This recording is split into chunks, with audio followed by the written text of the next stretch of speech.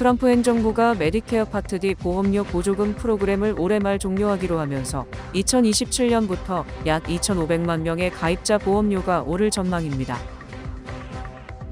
뉴욕주가 12개 카운티의 아이스 협력 협약을 오는 25일까지 종료하라고 통보하면서 일부 보수 성향 카운티와 연방법무부가 강하게 반발하고 있습니다. 뉴욕시가 고가 세컨드 하우스 추가세 부과 가능성이 있는 부동산 약 96만 건을 공개했으며 실제 최종 과세 대상은 약 1만 채로 예상됩니다. 뱅크 오브 오프의 2026년 2분기 순이익이 3,303만 달러를 기록해 전년 동기보다 34.8% 증가했습니다. 이 프로그램은 당신과 PCB의 시너지, PC빌리티, 당신의 가능성을 더 큰 현실로 만드는 PCB뱅크 제공입니다. 모두가 누릴 수 있는 권리, 바로 아름다움입니다. 키스는 누구나 더 쉽고 당당하게 자신의 아름다움을 즐길 수 있는 세상을 꿈꿉니다. 키스는 우리 모두의 미래가 더 아름답게 빛날 수 있도록 최선을 다할 것입니다. 당신의 아름다움의 모든 순간, 키스가 함께합니다. 트럼프 행정부가 바이든 정권 시절에 도입된 메디케어 파트 D 처방약 보험의 가입자 보험료 보조금 프로그램을 올해 말에 공식 폐지하기로 결정했습니다. 이로 인해 2027년부터 가입자 2,500만 명에 달하는 독자적 파트 D의 월보험료가 인상될 전망입니다. 연방 메디케어 서비스국의 오즈 청장은 의료시장이 안정화되고 있는 상황에서 정부가 대형 보험사에 수십억 달러의 세금을 직접 제공하는 구제금융 성격의 제도는 더 이상 필요 없다며 프로그램 종료 이유를 설명했습니다. 카이저 가족재단에 따르면 현재 연방정부는 처방약 보험료를 1인당 월 평균 36달러로 유지하기 위해 보험사에 약 98억 달러의 보조금을 지원하고 있으며 보조금 지급 중단 시 일부 가입자들의 월 보험료가 11에서 20달러 정도 추가 인상될 수 있다고 설명했습니다. 다행히 인플레이션 감축법 IRA 법안의 규정에 따라 메디케어 파트 D의 기본 가입자 보험료 연간 인상률은 2029년까지 매년 6%로 제한되어 있어 폭등 수준의 전면적 인상은 차단됩니다. IRA는 2022년 8월에 바이든 행정부가 주도해 통과시킨 법안으로 기후변화 대응과 의료비 지원 확대를 핵심 내용으로 포함합니다. 뉴욕주 정부와 일부 카운티 정부가 아이스와의 협력 중단 여부를 두고 대립하고 있습니다. 레티샤 제임스 뉴욕주 검찰총장은 최근 주내 12개 카운티 정부의 아이스와 맺은 협력 협약을 오는 25일에 종료할 것을 공식적으로 통보했습니다. 이번 조치는 지난 5월 호컬 뉴욕주지사가 서명해 발효된 로컬 법 집행기관의 연방 이민 단속 참여금지법에 따르는 것입니다. 해당 법에는 로컬 법 집행기관이 이민 단속에 직접 참여하는 287지 협약을 아이스와 체결하지 못하도록 하는 조항을 포함하고 있습니다. 하지만 일부 보수 성향의 카운티 정부는 강력하게 반발하고 있으며 토드 후드 메디슨 카운티 셰리프는 지방정부의 새로운 법안이 이민 단속을 위한 아이스와의 실질적인 협력을 막지 못할 것이라며 반대 입장을 밝혔습니다. 연방법무부는 뉴욕주법의 효력을 중단하기 위한 소송에 돌입했습니다. 로렌 피스 국토안보부 차관 대행은 호컬 주지사의 아이스와의 협력 거부 정책은 결국 뉴욕 주민을 위험에 빠뜨릴 것이다. 로컬 법 집행기관의 협력이 없다면 교도소에서 풀려난 범죄자들을 찾기 위해 연방 요원들이 더 엄격한 단속 작전을 펼칠 수밖에 없다고 주장했습니다. 뉴욕시가 고가 세컨드 하우스 추가세 부과 가능성이 있는 부동산 약 96만 건의 소유주 정보와 주소, 평가액을 공개했습니다. 이번 조치는 뉴욕시에 실제로 거주하지 않으면서 고가 주택을 보유한 소유주에게 추가 보유세를 부과하는 피에다테르 세금 시행에 따른 것입니다. 조란 맘다니 뉴욕시장은 시장 가치가 500만 달러 이상인 세컨드 하우스 소유주들에게 우편 통지서를 확인하라고 밝혔습니다. 공개 명단에는 하워드 러트닉 연방 상무장관이 신탁관리인으로 있는 주택과 도널드 트럼프 대통령의 조카, 메리 트럼프 등 정재계와 문화계 인사들이 보유한 부동산도 포함됐습니다. 그러나 공개된 96만 건이 모두 최종 과세 대상이라는 의미는 아닙니다. 이번 명단은 뉴욕시 전체 주택의 약 4분의 1에 해당하는 초기 심사 대상이며 소유주 본인이나 직계가족이 실제 거주하거나 세입자에게 임대한 주택 등은 증빙을 제출하면 제외될 수 있습니다. 뉴욕주는 최종 과세 대상을 약 1만 채로 예상하고 있으며 뉴욕시는 이의 신청과 거주 여부 심사를 거쳐 오는 12월 최종 명단을 확정할 계획입니다. 시는 새 세금으로 연간 최소 5억 달러의 세수를 확보할 것으로 전망하지만 경제계에서는 과세 여부가 확정되지 않은 소유주의 이름과 주소까지 공개해 부유층을 공개적으로 압박한다는 비판도 나오고 있습니다. 뉴욕시는 공개 절차가 주법에 따른 것이며 부동산 소유 정보는 기존에도 공개돼 왔다고 설명했습니다. 미주 최대 한인은행인 뱅크 오브 호프가 올해 2분기에도 호실적을 발표하며 실적 개선 트렌드를 이어갔습니다. 뱅크 오브 호프의 지주사 호프뱅크옵은 27일 나스닥장 개장 전 발표한 실적 자료에서 2026년 2분기 순이익이 3,303만 달러를 기록했다고 밝혔습니다. 이는 전년 동기인 2025년 2분기에 2,450만 달러 대비 34.8%나 급증한 것입니다. 또한 전 분기인 2026년 1분기에 2,954만 달러와 비교해도 11.8% 증가했습니다. 김규성 수석 전무는 미주 최대 한인은행으로서 항상 새로운 도전에 앞장서고 있으며 한국 기업들의 활발한 미국 진출로 은행의 성장 원동력이 되고 있다고 말했습니다. 아직 한 번도 코리안 아메리칸 은행이 가보지 않은 길을 가고 있기 때문에 사실 저희들은 항상 그런 챌린지를 사실 이제 저희들이 안고 가는 거거든요.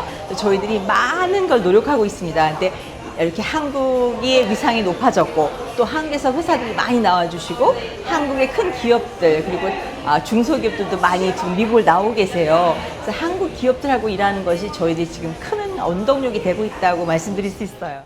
김 전무는 뱅크 오브 호프가 한인 2세들에게도 자랑스러운 금융기관이 될 수 있도록 최선을 다해 글로벌 은행으로 성장하는 데 노력을 기울일 것이라고 말했습니다. 저희가 감히 BTS처럼 글로벌한 은행이 언젠간 돼야 되겠죠? 저야 뭐 1세대지만 우리 2세들 같이 일하는 우리 2세대 직원들은 좀 큰 원대한 꿈을 가지고 정말 우리도 글로벌 은행으로 커질 수 있다. 그래서 사실 이번에 SMBC 일본계 은행도 멸지를 하고 그리고 앞으로도 더 이제 아시아 은행으로서 좀 더 정말 자랑스러운 그런 은행이 될 수 있도록 저희들이 노력하고 있습니다. 뱅크 오브 호프는 자산과 대출 등 핵심 경영지표 기준에서 전년 대비 성장세를 이어갔습니다. 올해 2분기 기준 총자산은 189억 9,192만 달러로 190억 달러 돌파를 앞두고 있습니다. 린다 이 뉴욕시 의원이 FDNY 엔진 251 소방서의 대대적인 시설 개선 위해 700만 달러의 예산을 전달했습니다. 린다 이 뉴욕시 의원은 최근 퀸즈 플로럴파크 소재 엔진 251 소방서를 찾아 오랜 수건이었던 전면 개보수 공사를 위해 700만 달러를 전달했습니다.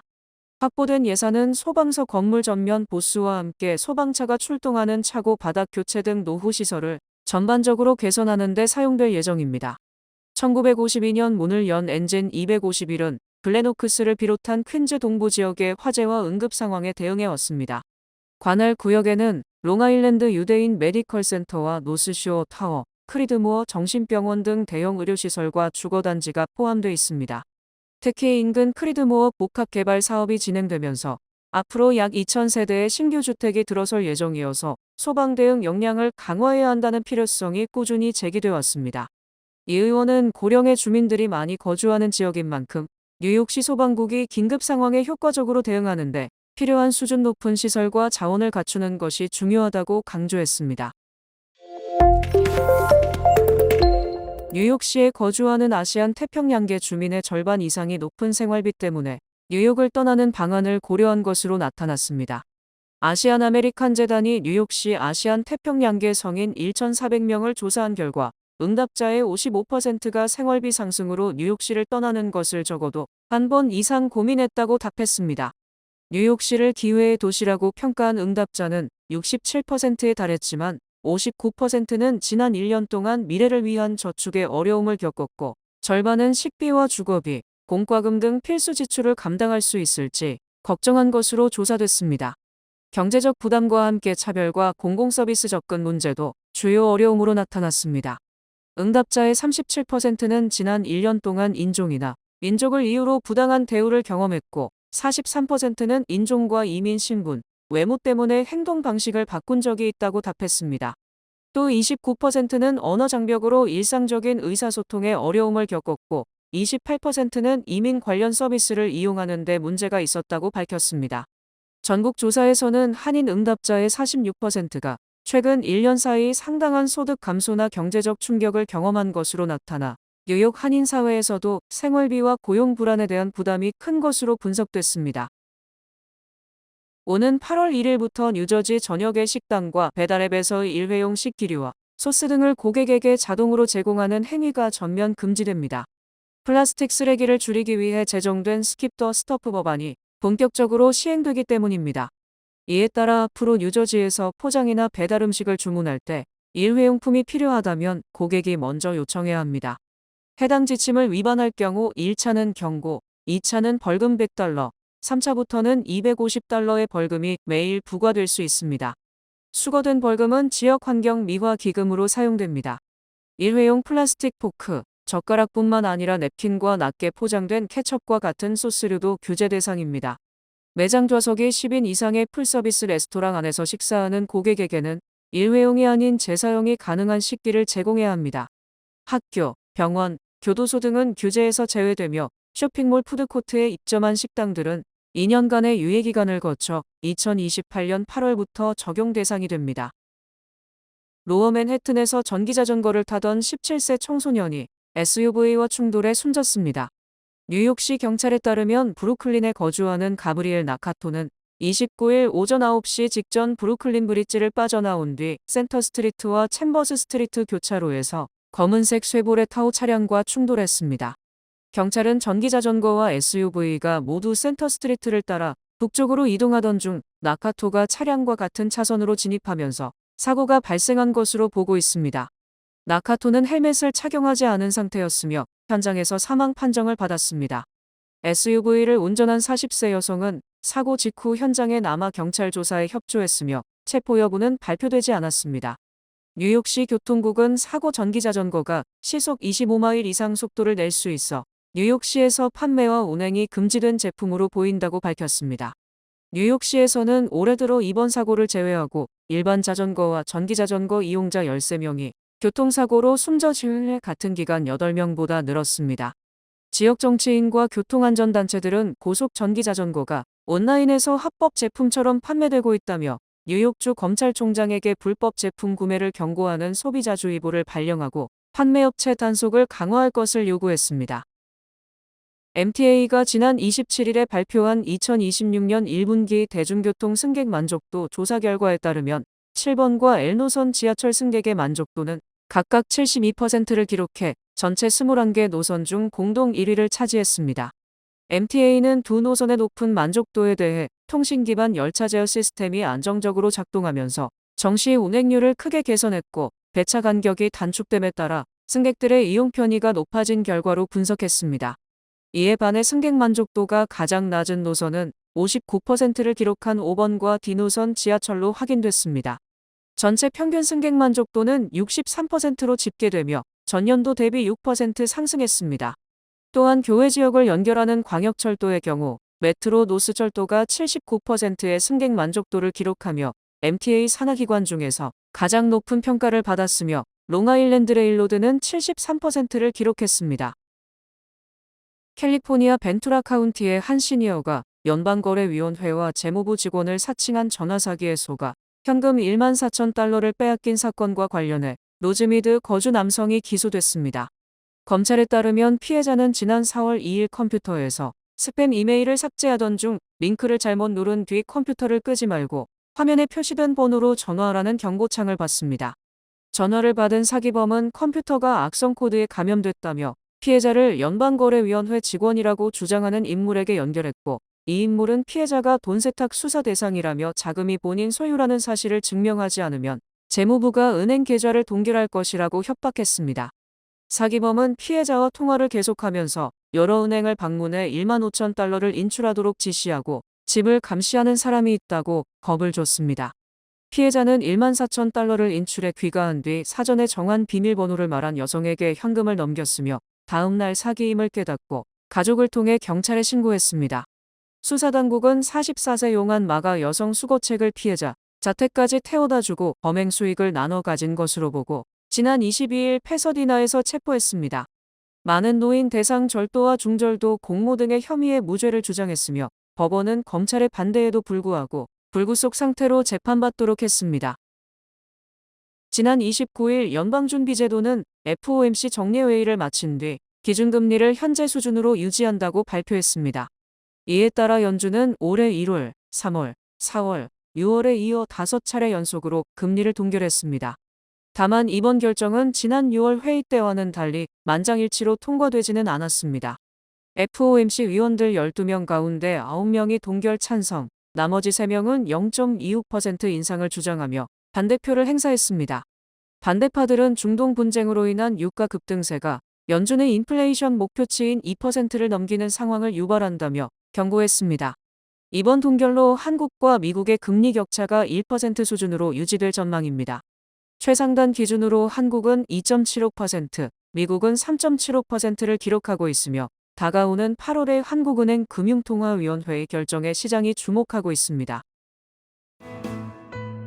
이 프로그램은 대형은행의 든든함과 로컬은행의 세심함으로 함께하는 뱅크 오브 오프 제공입니다. 주요 단신 전해드립니다. 그룹 방탄소년단이 내년 2월 열리는 제69회 그래미 어워즈에 음원을 출품하지 않겠다고 선언했습니다.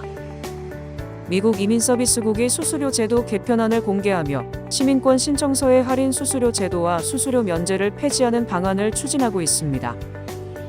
조지아주 고등학교 총기 난사 사건의 범인인 10대 소년이 반성의 기미를 보이지 않아 종신형을 선고받았습니다. 가톨릭 역사상 첫 미국인 교황인 레오 14세가 미국을 사랑하지만 국가적 정체성보다 전 세계인을 아우르는 보편적 목자로서의 사명이 우선이라고 강조했습니다. 지난 28일 일본 구마모토현을 습격한 규모 7.1의 강진으로 현재까지 최소 18명이 숨지고 62명이 다쳤으며 인명피해는 더 늘어날 전망입니다. 연방준비제도가 기준금리를 현 3.5%에서 3.75% 사이로 동결하기로 결정하고 이를 발표했습니다. 독일 자동차 업체 BMW가 희망퇴직 등을 통해 관리직과 연구개발 부문 인력 약 8,000명을 줄일 계획입니다. 코스트코가 올 3분기 실적 발표에서 가장 높은 성장세를 보인 약국 및 처방약 서비스를 대폭 확대하겠다고 밝혔습니다. 날씨 전해드립니다. 금요일인 내일은 약간 흐리겠습니다. 낮 최고 기온은 83도, 최저 기온은 69도입니다. 해 뜨는 시간은 5시 51분, 해 지는 시간은 8시 13분입니다. 이상으로 주간 날씨와 세계 날씨 전해드립니다.